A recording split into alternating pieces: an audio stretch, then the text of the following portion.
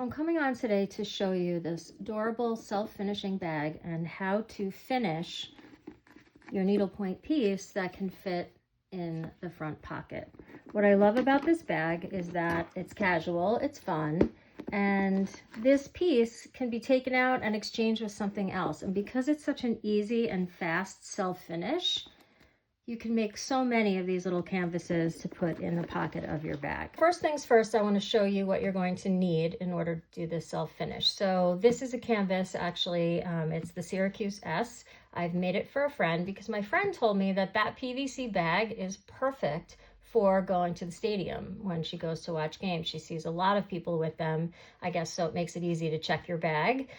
So I made this Syracuse S for her since she goes to a lot of Syracuse games. So you'll need your canvas in the size that fits the pocket, and I sell these on my website.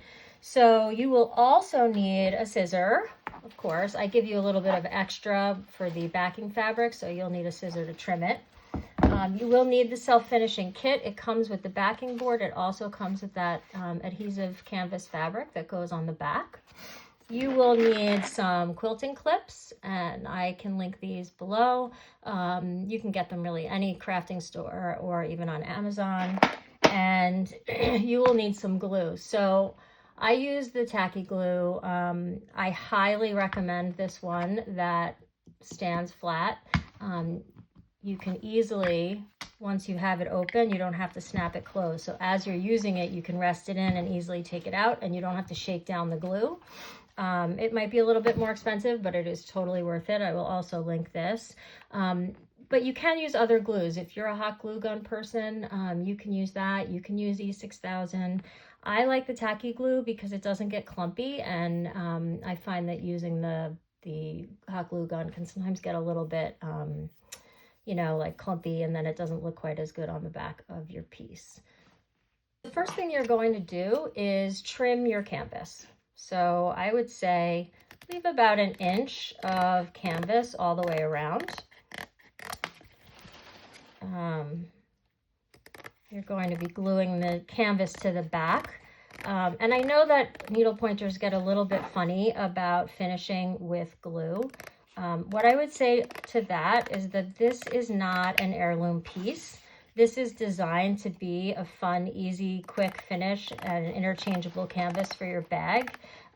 So we're not necessarily looking for this to be heirloom quality and last a lifetime. And I would also just say that for this, it's fast and it's easy, and it works really, really well. Normally when you do a finish, you would notch all the way around your canvas. You're not going to do that for this finish. So for this finish, you're going to take your backing board. It's just slightly smaller than the design size, and it's almost like you're wrapping a present when you do this. You're gonna put a little bit of glue in the corners. I should have mentioned also that I like to have, this is kind of like a pro tip, I like to have a wet paper towel nearby, so if I get glue on my fingers, I can do like a quick wipe of my fingers. You definitely don't want to get any of that glue that can get dirty on your canvas. So this is when you're going to need your quilting clips. So the first thing you're going to do, again, make sure your canvas is centered, and you're going to fold in the corner like this. And you're going to put on a quilting clip. Now, the quilting clip has like sort of a rounded side and a flat side. I like to put the flat side up against the canvas and the glue. I do that because the flat side is going to cover a lot of the space, a lot of the canvas, and it's going to make it as flat as possible. And it's also not going to, then if you use it on the other side, it's not going to flatten your canvas so much, which is nice. Okay, so now you're going to do the same thing on this side. Again, you can see it looks almost like you're wrapping a present. Another pro tip is that if you are able to sort of do this near the edge of a counter, it makes it easy to slip on your quilting clip without too much fuss. Okay, so now you're going to do the same thing on the other corners, and if your backing board gets a little askew, you can adjust it. You know, the glue is not dry yet, so you have a little time to do that. So you're adding your glue again to the corners. I'm going to take your canvas, your quilting clip. I again will slide it to sort of the edge of my countertop and put my clip on. Now I've gotten a little glue on my hands, so I have my wet paper towel there. And my last corner, and clip it on. Okay, so now you have this that looks like, again, you've been trying to wrap a present. So you can do this one of two ways. You can do little bits of glue one at a time. I like to kind of just do like a strip of glue along the edge here.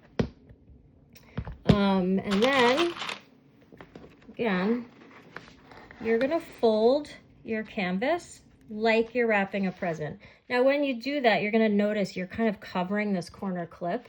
So I would recommend taking that clip off, giving it a little extra fold and press there on the corner, and put your clip back on.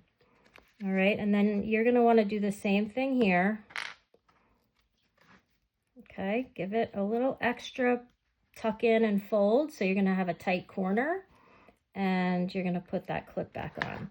Now you wanna just sort of clip off the rest of this edge, and you wanna do that, again, you know, taking care to make it pretty taut. Flat side of the quilting clip will be on the edge. And you're gonna do the same thing all the way around.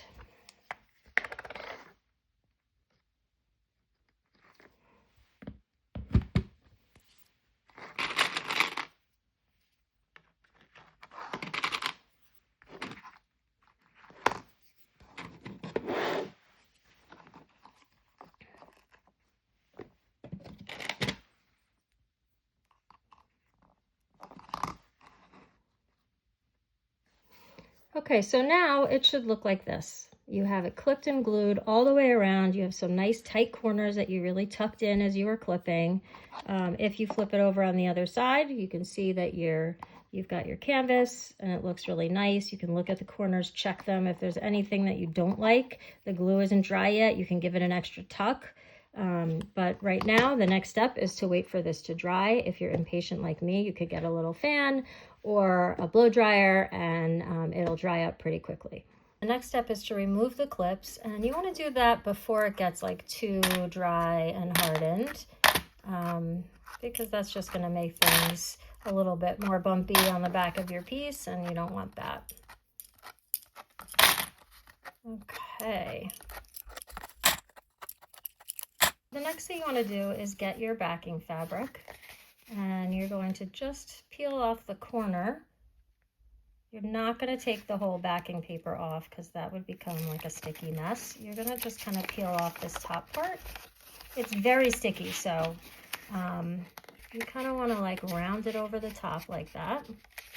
And then when you're laying it out, you're going to press it down with one hand and pull the paper back with the other. Okay. I'm going to press it down, and we have a little bit of an edge here, so we're going to trim that edge neatly. That's why we have the handy scissors. Again, it's super sticky, so you just have to kind of like take time and care with it. Okay. The other thing I like to do is I like to round out these pointy corners. It just looks nicer when you're pressing it down.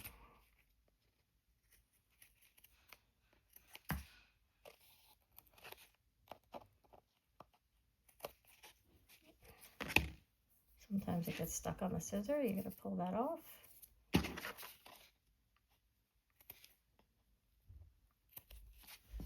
Last one to round out. This one actually wasn't that pointy, so. All right, and then you're going to smooth all your edges, press it all down. Now we want to see how this is going to look in our bag. Now, if you want to do a traditional finish on this, you absolutely can. You know, you could put the traditional cording around it. There would be room in the pocket if you wanted to do that. But I would say like this, you know, the back, nobody really sees when it's in the bag.